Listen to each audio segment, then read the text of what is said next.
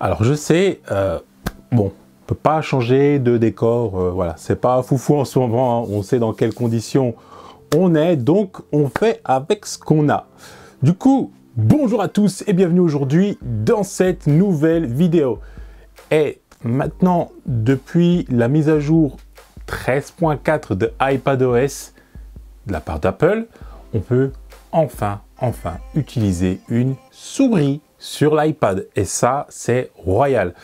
Ça change énormément de choses. J'ai déjà testé un petit montage à la souris sur l'iPad. Je vais vous dire mon ressenti, ce que ça donne, quels défauts il y a, qu'est-ce qu'il faut exactement comme type de souris. Je vais vous dire tout ça après l'intro. À tout de suite.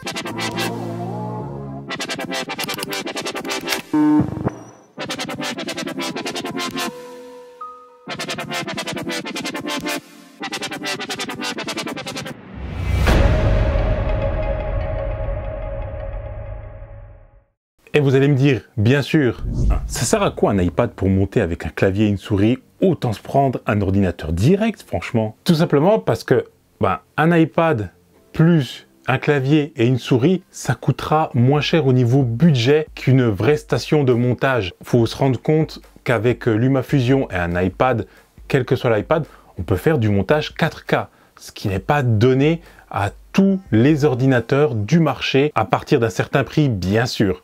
Voilà, c'est plutôt ça que je veux dire. On est d'accord là-dessus. Donc, avec l'ajout de cette souris, du clavier, comment vous dire, ergonomiquement parlant, c'est largement mieux. Le stylet, c'est déjà une grosse progression dans le workflow. Et là, en intégrant la souris avec un pointeur dédié, avec l'utilisation de la molette, enfin, de tout ce qui est possible d'utiliser, vous allez voir que, pour moi, c'est vraiment une grosse avancée. Voici ce que donne ce petit setup. Donc là, ce que j'utilise, voilà, on peut utiliser bien d'autres claviers. C'est un clavier sans fil Logitech, un K780. Pourquoi je l'ai choisi? Parce qu'il y a une petite, ici, une petite gouttière en fait qui permet de mettre l'iPad dedans. Voilà.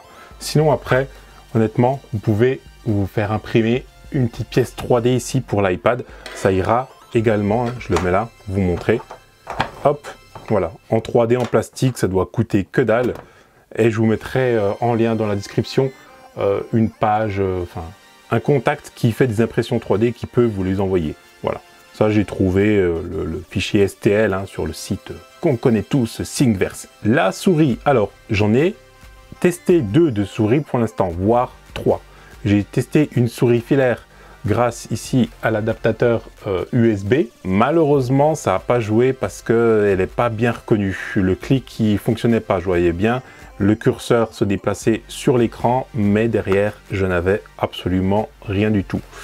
Donc j'ai, dans un premier temps, utilisé une souris qui est petite. C'est un peu une souris de voyage.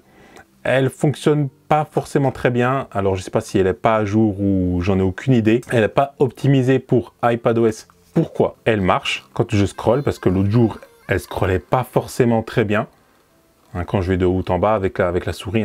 Et du coup, là, ça marche bien, mais ça a l'air d'être assez aléatoire. Pour quelle raison, je pourrais pas vous le dire comme ça dans un premier temps, mais voilà, c'était pas top. On peut se promener un peu partout, on peut prendre des curseurs partout, vous voyez, vraiment, c'est assez sympa. Hop, voilà, je passe dans la timeline où je peux aller naviguer normalement, en fait, comme sur n'importe quel ordinateur, en fait. Et c'est quand même carrément cool. Et même au niveau du clavier, vous voyez que, voilà, flèche haut, flèche bas. Il y a beaucoup de petits boutons aussi, de petits raccourcis que vous trouvez dans la notice. Bon, je les connais pas tous, honnêtement. Mais voilà, ça, moi, j'utilise déjà ça pour aller d'un endroit à un autre, au niveau d'un cut. Voilà, c'est vraiment ça. J'ai testé aussi donc la MX Master 2S. Pourquoi? Parce que en fait, il y a une petite molette en fait sur le côté ici. Et voilà, je vais pousser la MX Anywhere là, hop. Et donc, si je me mets ici dans ma timeline, j'ai pas besoin d'aller ici au-dessus, jouer avec le curseur. Je joue juste avec la petite molette là. Et c'est tout. Et je vous assure que ça m'arrange énormément. Alors, ce que je vais vous montrer aussi, c'est que le glisser-déposer, il n'est pas super efficace encore. Vous voyez, là, je clique et ça vient pas. Et ça vient vraiment pas. Il faut vraiment essayer, forcer. Je ne sais pas s'il y a une technique ou j'en ai aucune sorte d'idée, malheureusement. Mais le drag and drop, ça ne fonctionne pas correctement encore. Ça, c'est à améliorer. Voilà, vous voyez là, ça marche. Et je ne pourrais pas vous dire pourquoi.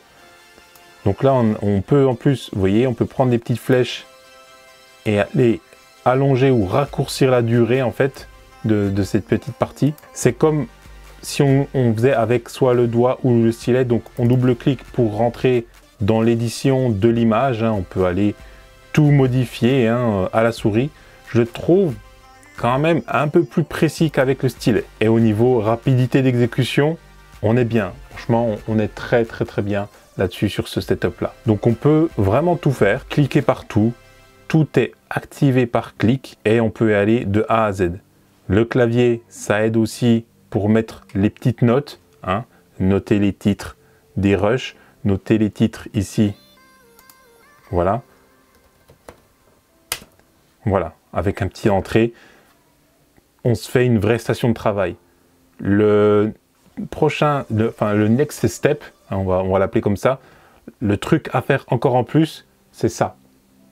C'est balancer sur un écran d'ordinateur en HDMI. Alors pour l'instant, je ne peux pas le faire parce que cet adaptateur-là, il est en USB hein, et j'ai pas la possibilité de le faire. Par contre, là, je peux y ajouter maintenant un disque dur parce qu'il y a de l'USB. Et ça va être quand même pas mal. On verra peut-être dans une prochaine vidéo. Peut-être pas, je sais pas. Ça dépend de vous en tout cas. Voilà. Voilà en tout cas pour ce petit setup qui est vraiment bien sympa. Et voilà ce que je vous conseille en tout cas. Vraiment, je sais la MX Master, elle est pas gratuite. Hein. Elle a son prix et tout. Mais c'est une souris extrêmement performante. Et que je recommande à 200%. Moi j'en ai eu une ici et une au bureau. Hein, vraiment pour dire que c'est vraiment une très bonne souris en tout cas. Quant au clavier, je sais aussi que ça fait partie des claviers haut de gamme. Mais voilà, vous pouvez vous en acheter un pour votre ordinateur hein, par exemple, parce qu'on peut raccorder 3 périphériques dessus, comme la souris ici. On a 3 configurations. Donc il y en a la 1, c'est pour mon ordi ici, et la 3, c'est pour l'iPad ici. La 2, je ne l'utilise pas encore. C'est aussi simple que ça. Merci beaucoup d'avoir suivi cette vidéo jusque-là. Si vous avez aimé cette vidéo, bien sûr, n'hésitez pas à lâcher un pouce en l'air. Si vous n'avez pas aimé, vous savez ce qu'il vous reste à faire, le pouce en bas. Si vous avez des questions, quelles qu'elles soient, il n'y a pas de questions idiotes, bêtes ou quoi que ce soit. N'hésitez pas à la poser dans les commentaires juste en bas. Je m'appliquerai à y répondre du mieux que je peux, comme à chaque fois. En attendant, moi je vous dis photographier, filmer, voler en toute sécurité. À la prochaine. Peace!